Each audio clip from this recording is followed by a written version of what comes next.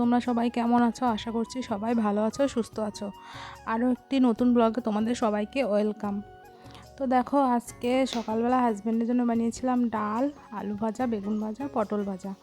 তো এখন আর তেমন কিছু বানাবো না, কারণ বাড়িতে কেউ নেই। আমার শ্বশুর শাশুড়ি মা গেছে হচ্ছে মামা বাড়ি, মানে আমার মামা শ্বশুরদের বাড়ি। তো ওই যে লাউয়ের খোসা, আগের দিন লাউ রান্না করেছিলাম, সেই লাউয়ের খোসাগুলো রাখা আছে, সেগুলো ভাজা করব আর সেদ্ধ ভাত করব। তো এখানে জল গরম করে দেখো আমি জামা কাপড়গুলো একটু ভিজিয়ে নিচ্ছি। জামা কাপড়গুলো ভিজিয়ে রেখে তারপর যাব রান্না করতে, তাহলে কি এগুলো ভিজে যাবে বা তাড়াতাড়ি পরিষ্কার হয়ে যাবে। তো চলো এগুলোকে আগে ভিজিয়ে নিই। আর আমার জলটা এত পরিমাণে গরম হয়ে গেছে, দেখো যে আমি হাতই দিতে পারছি না। তো যাই হোক, কোনো মতে ভিজিয়ে নিলাম। আর এখন দেখো চলে এসেছি ভাজা করতে। তো প্রথমে কড়াইতে তেল দিয়ে দিয়েছি, তারপরে দিয়ে দিলাম শুকনো লঙ্কা ফোড়ন, আর তার মধ্যে দিয়ে দিয়েছি একটুখানি পেঁয়াজ। আর এখন দিয়ে দিচ্ছি সেই লাউয়ের খোসা আর আলু। এবার এগুলোকে ভাজবো। আর এই যে একটা পটল আর দুটো বেগুন দেবো সেদ্ধ, কারণ আমি আর আমার ননদ খাবো শুধু। তো এইগুলো হতে থাক, আর আমি ওইদিকে জামা কাপড়গুলো কেচে নিয়ে আসি, আর এদিকে এই রান্নাটা হয়ে যাবে। তো দেখো আমি জামা কাপড় কাচতে বসে গেছি। আর আজকে না আমি একটা ভুল করে ফেলেছি, আমার ছেলের সাদা গেঞ্জিটা আমার লাল নাইটির সঙ্গে ভিজিয়ে দিয়েছি।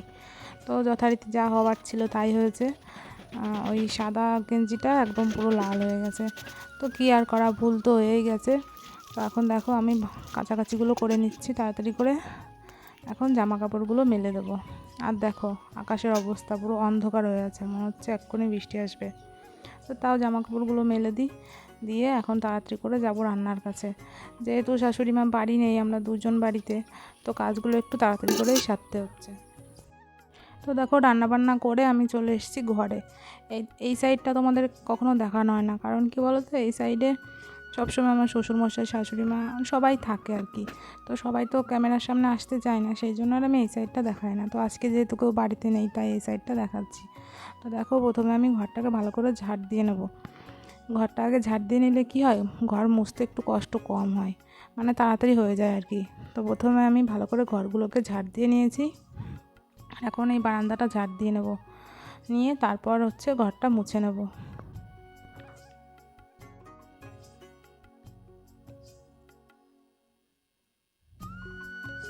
আর এখন দেখো কি পরিমাণে রোদ বেরিয়েছে, মানে এই কদিন এরকমই হচ্ছে, এই রোদ এই বৃষ্টি, মানে বারবার জামা কাপড় শুধু মেলো আর তোলো এই করতে হচ্ছে। তো আমার ঘরটা ঝাড় দেওয়া হয়ে গেছে।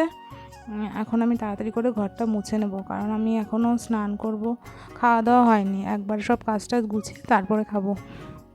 তো প্রথমে এই দিকটার ঘরটা মুছে নেব, আর এই দিকটা মোছা হয়ে যাবে, তারপরে ওই দিকে যাব।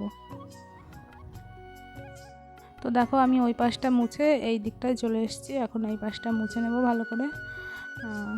মুছে নিয়ে তারপরে হচ্ছে ছেলেকে স্নান করাবো, খাওয়াবো।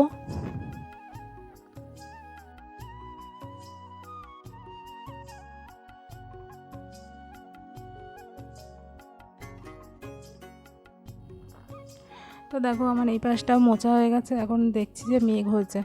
তো সকালের কিছু জামা কাপড় ছিল যেগুলো শুকিয়ে গেছে, ওইগুলোকে তুলে নিচ্ছি, বলা তো যায় না কখন বৃষ্টি চলে আসে। তো যেগুলো শুকিয়ে গেছে সেইগুলোকে তুলে রেখে দেবো, আর বাকিগুলো থাক, যখন বৃষ্টি যদি পড়ে তখন তুলে নেওয়া যাবে। তো চলো এগুলোকে তুলে নিই, তারপর দেখি বাকি কাজগুলো করতে হবে।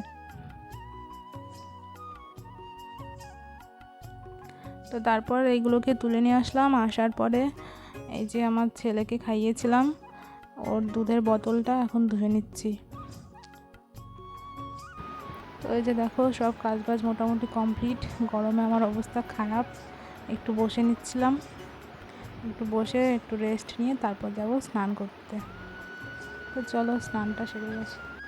দেখো স্নান করেই আমি চলে এসেছি। এখন মাথাটায় হচ্ছে চিরুনি দেব, দিয়ে সিঁদুর পরবো, পরে তারপর যাব খেতে। আর এখানে না আমার কানেরটার সঙ্গে চুল জড়িয়ে গেছিলো, তো সেটাই ঠিক করছিলাম। তো এখন সিঁদুরটা পরে নিচ্ছি, আর তারপর যাব খেতে। আর সাইডটা দেখো পুরো লাইটে এত পরিমাণে আলো আসছে জানলা দিয়ে, এখন আবার রোদ বেরিয়েছে। তো এই যে আমি খেতে চলে এসেছি, এই দেখো এই যে ডাল, আর এখানে আছে ভাত আর পটল সেদ্ধ, ওখানে আলু ভাজা, আর ওই লাউয়ের খোসাগুলো ভাজা। আজকে আমাদের সিম্পল মেনু, দুজনের জন্য আর কি এত রান্না করব। তো তারপরে একটু বসেছিলাম, আর এই দেখো আমার বর কত কিছু খাবার নিয়ে এসছে আমার জন্য।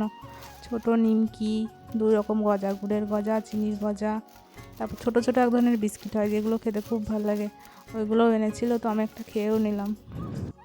আর এখানে দেখো আমাদের পুঁই শাকগুলো পুঁই মাচা থেকে ওই গ্রিল বেয়ে ঘরে চলে এসছে, ঘরের মধ্যে ঢুকে যাচ্ছে। তো এখানে এই দেখো ওই 3টে, আর এই দিকটায়ও আছে।